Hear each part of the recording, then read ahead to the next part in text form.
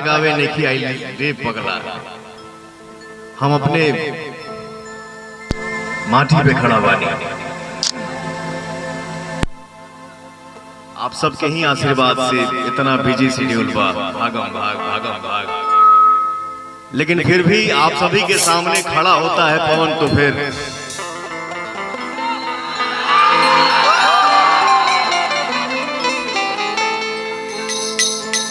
आज ही पवनवा अपने ननिहाल में खड़ा बा। हमार माई हमार अम्मा एजे के ही है।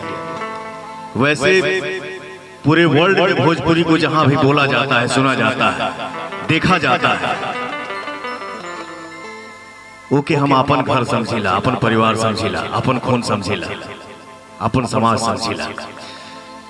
बट फिर भी आप लोगों ने इस मिट्टी में हम सब मामा लोग के साथ ही बोरिंग में नहाइल बने।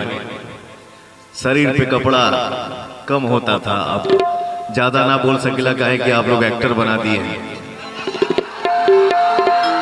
जोरदार था।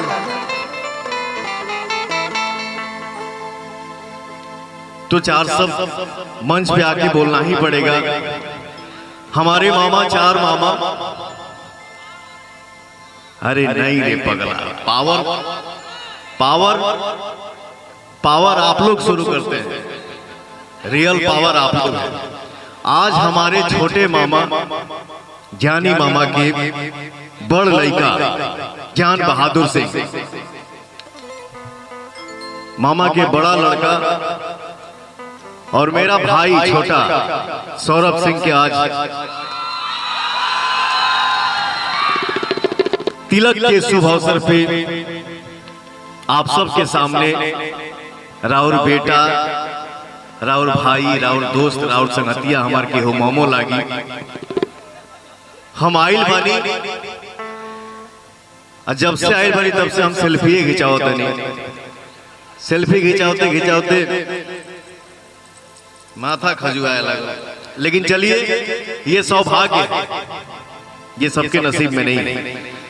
तो आज इस खुशी के शुभ अवसर पे हम आए हैं, तो चार लाइन इस माहौल के लिए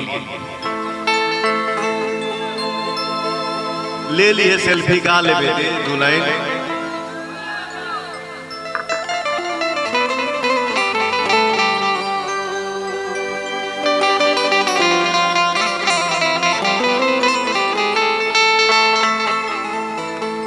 सही में लेकिन कहा गया है ब्रदर, मामा आपको मैं क्या बताऊं, इन भाइयों को मैं शेयर कर रहा हूं आज कि पता नहीं इस रोड पे,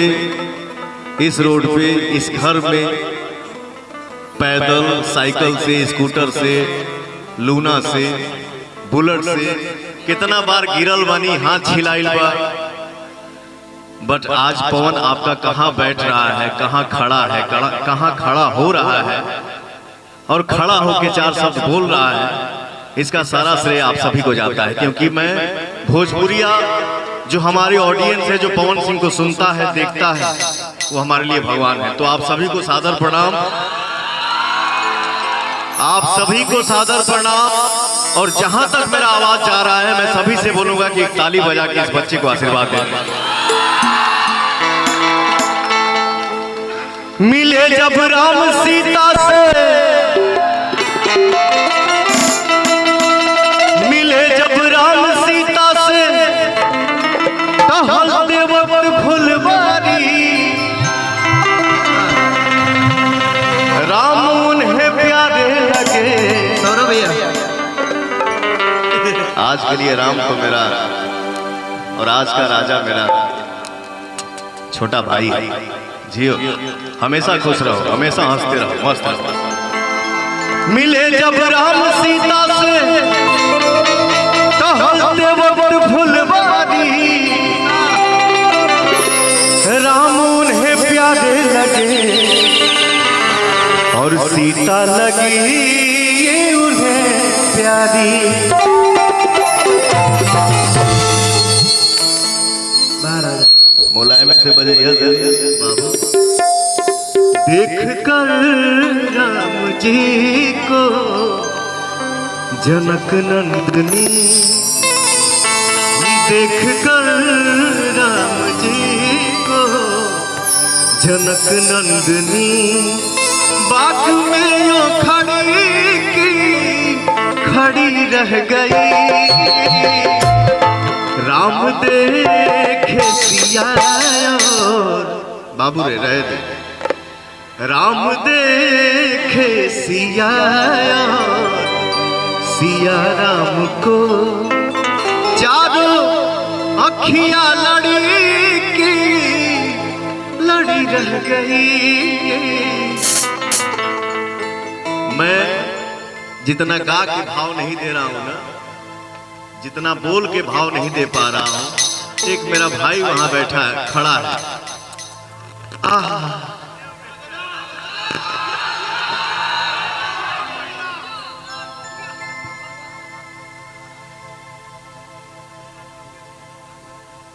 एगो रास्ता में आवत समय कौन गाना सुननी हरी, वो तोरे बजाता। क्या गाने का बोल था पुतुल भाई, आप हो क्या?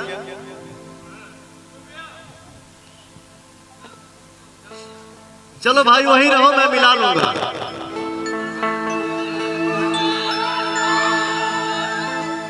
हो बड़े मासूम थे, हाँ बड़े मासूम थे, बेलिहाज हो गए। बड़े मासूम थे, बेलिहाज हो गए। धोखेबाजों में रह के धोखेबाज हो गए। लव यू, सबको लव यू। पवन भैया, अरे पवन भैया, हाँ बाबू। आगे से एक लड़का बोल रहा था, पूजा बिना हवन के और भोजपुरी बिना पवन के अधूरा बा। झमकाला से होई। बाबू प्लीज, मैं अपने घर में खड़ा हूं, ऐसे वर्ड का प्रयोग न करे तो ज्यादा बेटर है, प्लीज। थैंक यू भैया। मैं जो कुछ भी हूं अपने श्रोता का प्यार हूं, आशीर्वाद हूं, दुलार हूं। बाकी मुझे पता ही नहीं है कि पवन सिंह क्या है। एक बार जोरदार ताली भैया के लिए, जोरदार। भोजपुरी के मोहम्मद रफी, जोरदार।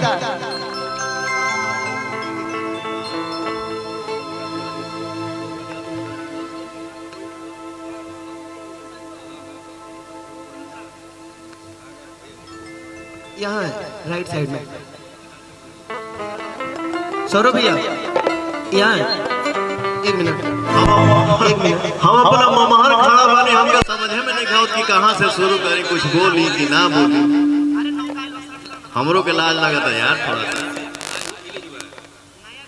लेकिन क्या करिए, चलिए। हाँ पहले मुर्गा के मांस निकाल ला दांत में से, तब बोली यार। काजी गोड़ लगा तो नहीं तो हनी के रे पकड़ ली।